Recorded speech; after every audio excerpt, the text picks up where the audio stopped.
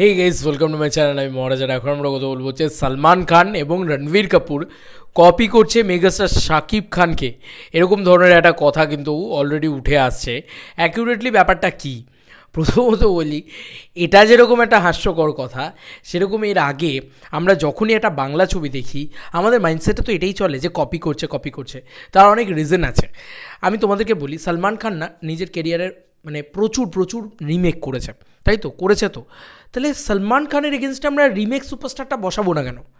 কেন বসাবো না? আজকে বাংলায় যখন দেবদা কিছু করছে তখন সেটা রিমেক, বাংলায় যখন শাকিব খান কিছু করছে কপি, রিমেক। কিন্তু আমরা বাংলা ছবির ক্ষেত্রে এটা কেন করব? হ্যাঁ, আমি জানি যে আমাদের ইন্ডাস্ট্রি বা আমাদের বাংলা ইন্ডাস্ট্রি, আমি ঢালিউড টলিউড এগুলো আলাদা করছি না, আমি বারবার বলছি বাংলা ইন্ডাস্ট্রি প্রচুর ছবি রিমেক করেছে সাউথের থেকে, বা একটা ওয়ান্স আপন এ টাইম রিমেক ইন্ডাস্ট্রি নামেই পরিচিত ছিল, যে 100টা ছবি হলে তার ভিতরে 90টাই রিমেক ছবি হতো। হ্যাঁ, আমি জানি, কিন্তু আজকে এই কথাটা আমরা যে একদম যা দেখছি সবেতেই আমরা কপি বলে দিই, পুরো বিষয়টাই কপি বলে দিই, এইটা কিন্তু অ্যাকচুয়ালিতে একটা ইন্ডাস্ট্রির জন্য উচিত না। বিশেষ করে খাদানের ক্ষেত্রে বলছি, খাদান ছবিটার ক্ষেত্রে আমরা যাই দেখছি তাই ভাই সালারের থেকে কপি। কেউ একটা বাইক চালিয়ে এলে সালারের থেকে কপি, কেউ একটা হেঁটে গেলে বলছে চপারটাকে ওরকমভাবে নিয়েছে। তো ব্যাপারটা না ঠিক লাগে না। বা হেয়ার স্টাইলটা কপি, এর থেকে কপি, ওর থেকে কপি। দেখো, প্রথম কথা হচ্ছে এই মেহেদি হাসান হৃদয় একটা মাস্টার স্ট্রোক খেলে রেখে দিয়েছে। উনি বলে দিয়েছেন যে আমি অ্যানিমাল দেখে এই সিনেমাটা বানাচ্ছি, আমি অ্যানিমালের ভাইব আমার সিনেমাতে পাবেন, আমার সিনেমা ইন্সপায়ার্ড ফ্রম অ্যানিমাল এবং বিক্রম, এই দুটো ছবির কথা উনি ওপেনলি স্বীকার করেছেন, বলে দিয়েছেন, যে কারণে ওনাকে এতটা বেশি টানা কাটা ছেঁড়া করা যাচ্ছে না। সেই জায়গাটা কিন্তু উনি সেফ জোনে রয়েছেন। প্রথম এটা উনি স্বীকার করেছেন নিজের তরফ থেকে। ভীষণ ভালো একজন পরিচালকের বুদ্ধি বলবো। এবং উনি শুধু স্বীকার করেছেন তাই না, কারুর তো ড্রিম থাকতে পারে। ধরো আমি যদি কোনো দিন সিনেমা বানাই, তাহলে আমার তো ড্রিম থাকবে যে আমি একটা চ্যালেঞ্জের মতন ছবি বানাবো। আমি দেবদাকে ছোটোবেলা থেকে খুব ভালোবাসি, আমি চ্যালেঞ্জের মতন একটা ছবি বানাবো, আমি প্রত্যেকটা সিন চ্যালেঞ্জের মতন ডিজাইন করার চেষ্টা করব। তাহলে কি আমি রিমেক করছি রাজ চক্রবর্তীর? নয় তো, আমি তো ভালোবাসি, আমি তো ওই পুরো পয়েন্টটাকে ভালোবাসি। গল্পটা হয়তো অন্য কিছু নেবো, কিন্তু সিনগুলো রিক্রিয়েশন করার চেষ্টা করব। তো এইটা একটা কপি বা এরকম কিছু না। আচ্ছা, তোমাদেরকে বলি, মেগাস্টার শাকিব খানের লুককে ডিজাইন করেছে। এই যে লুকটা, এই যে গোটা আরিয়ান মির্জা যে লুকটা তোমরা দেখতে পাচ্ছ বরবাদ সিনেমায় মেগাস্টার শাকিব খানের, সেইটা কার লুক, কিভাবে তৈরি হয়েছে সেই লুকটা, কে তৈরি করেছে? অমিত আম্বারকার। অমিত আম্বারকার কে? অ্যানিমাল সিনেমার মেকআপ আর্টিস্ট। সালমান খানের এই সিনেমাটার নাম কি, এই যে সিকান্দার, এই সিনেমাটারও মেকআপ আর্টিস্ট। তো এই সিনেমার মেকআপ আর্টিস্ট কে? অমিত আম্বারকার। আবার বরবাদের মেকআপ আর্টিস্ট কে? অমিত আম্বারকার।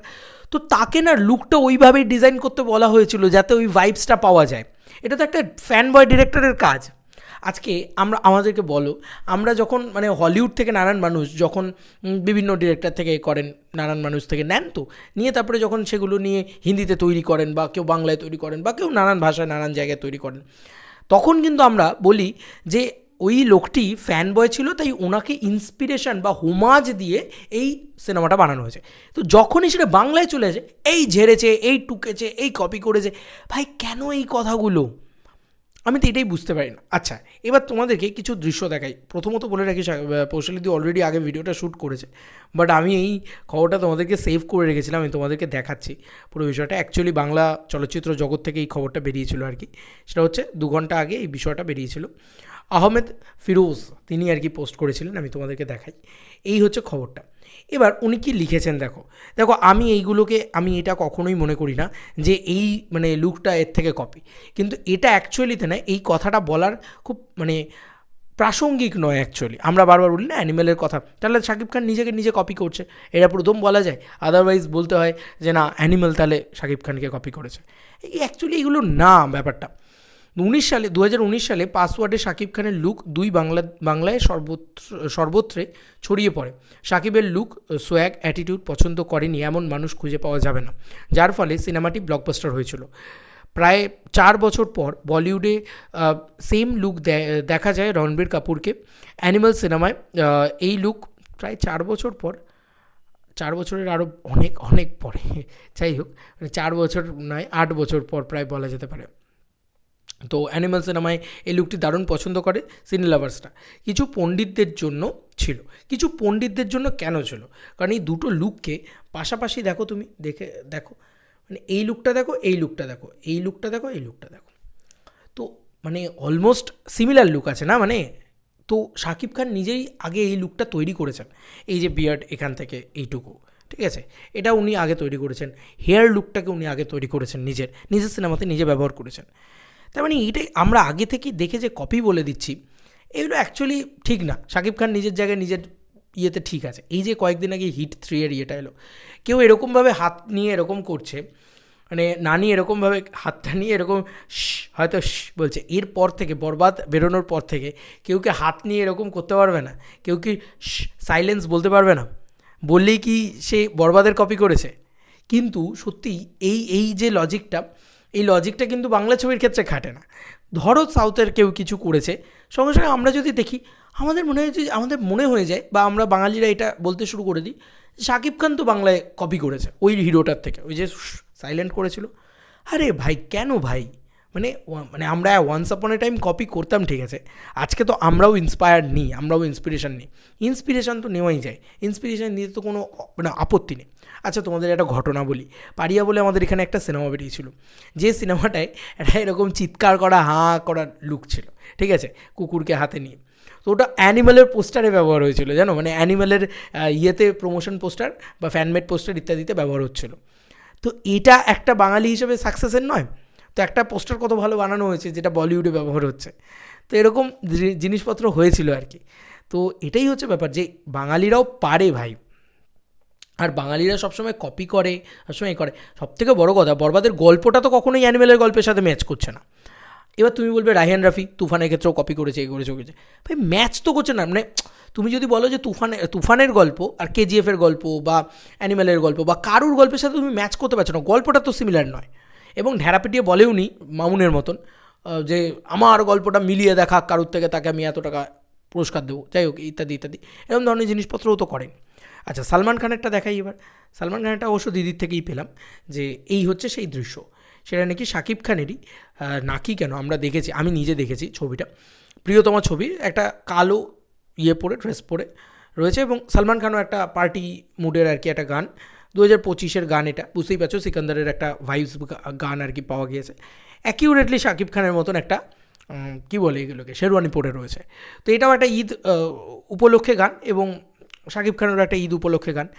তো আর এগুলো না মানে অ্যাকচুয়ালি খুব খুব বোগাস একটা আলোচনা, যে সালমান খান তাহলে কি শাকিব খানকে কপি করেছে? শাকিব খান তো 2023 সালে করে দিয়েছিল। কিন্তু এইটা মানে এটা বোকা তো, এটা শুনতে বোকা লাগছে তো। কিন্তু তুমি আজকে যদি এই 2023টাই সালমান খানের হতো, আর শাকিব খান যদি 2025-এ এসে এই সেম জিনিসটা করতো, সঙ্গে সঙ্গে কিন্তু লোকে বলতো ওই সালমান খানের কপি করেছে শাকিব খান। এই বাংলার প্রতি, এই যে বাংলার কাজের প্রতি এই মানে দ্বিচারিতা কেন? এই দ্বিচারিতা তো ভালো লাগে না, তাই না? তাহলে আমরা বলি না যে বলিউডও তাহলে আমাদের থেকে টুকেছে, এই কথাটা তো আমরা কখনও বলি না। বা সাউথও আমাদের থেকে টুকেছে, বা অ্যানিম্যাল আমার থেকে টুকেছে, না তো, আমরা বলি না তো। তাহলে যখন বলি না তখন মানে আমাদেরকেই বা কেন ঠোকা হবে শুধু শুধু? আমাদের কাছেও রয়েছে এমন অনেক জিনিস যেগুলো দেখে আমরাও বলতে পারি। মানে আমরা যখন বলবো, অনেকেই বলবে ভাই সালমান খান চেনে নাকি তোমাকে, সালমান খান চেনে নাকি এই হিরোকে, ওই হিরোকে, এইসব কথা অনেকে বলতে আসে। ভাই সবসময় চিনতে লাগে না, একটা কিছু দেখে এরকমটা হতেই পারে যে তুমি তোমার রিজিনাল স্টার মানে বাংলার ছবির স্টার মানে তার কন্টেন্ট যে কেউ দেখছে না, এটা ভুল কিন্তু। কারণ একটা রিজিনাল কোনো কিছু দেখে আসতেই পারে যে সে দাম করে দেখলো, দেখে নিয়ে চলে এলো তার কাছে, মানে সে মানে বেরিয়ে এলো।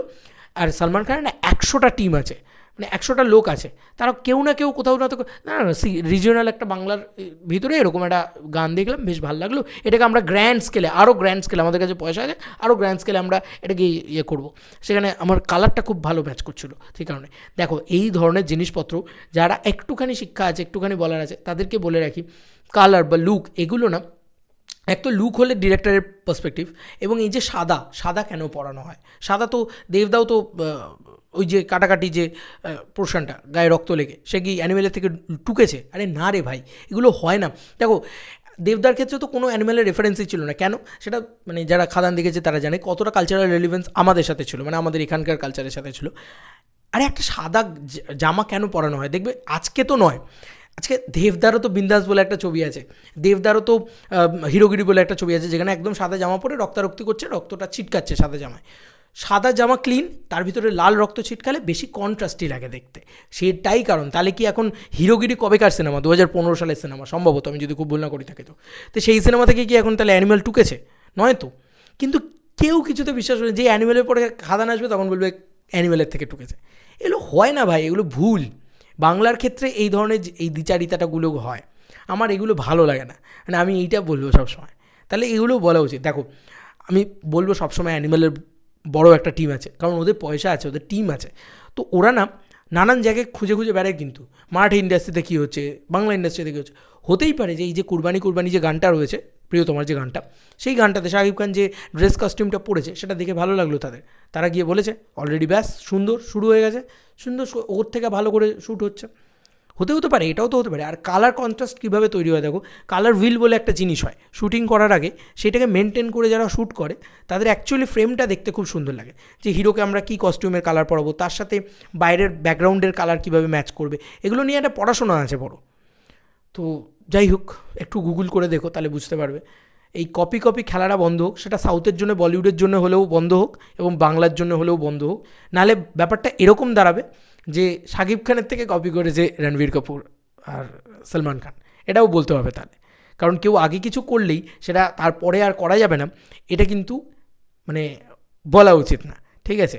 তো শাকিব খানও এরকম অনেক কিছু আগে করেছে, যেটা পরবর্তীতে এসে সলমান খান বা রণবীর কাপুর করছে। তার মানে কি তারা তার কপি করছে? সেটা যদি না হয়ে থাকে, তাহলে শাকিব খানও কিন্তু কারোর কপি করছে না। ইন্সপিরেশান নিতে পারে, নিতেই পারে ইন্সপিরেশান, এবং ওপেনলি এসে বলুক না আমি ইন্সপিরেশান নিয়েছি, সেটা তো বরং আরও অনেস্টির জায়গা, তাই না?